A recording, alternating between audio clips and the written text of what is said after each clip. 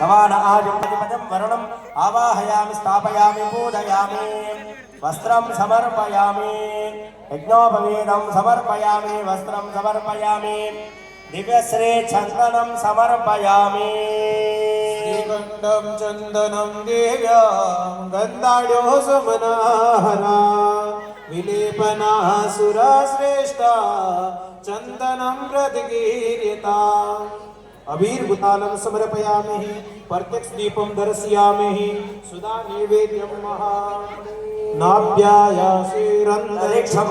शीर्षोद्यौ समवर्तदा